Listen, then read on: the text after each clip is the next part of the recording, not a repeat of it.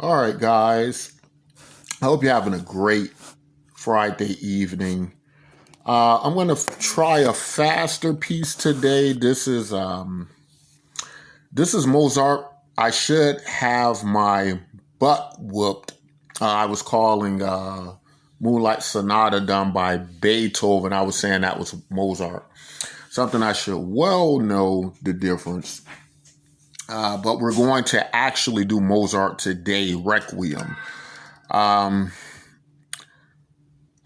so this is going to be a little bit more challenging, a faster piece. Kind of have the keys noted here on the screen. You can kind of rewind it back and you can get some of these keys down on this piece. So, guys, this is like introductory music stuff. Some people were commenting that, hey, that's not a full piano. It's 80-something odd keys and you're only using a few keys. And that is true, guys. You're not going to be a concert pianist with these tutorials. That's something that probably takes years and a lot of tutors. But you might be able to entertain at a dinner party or something like that. So, did I turn off my notifications? Hold on, guys. Let me turn my notifications off. I don't want disturbing this.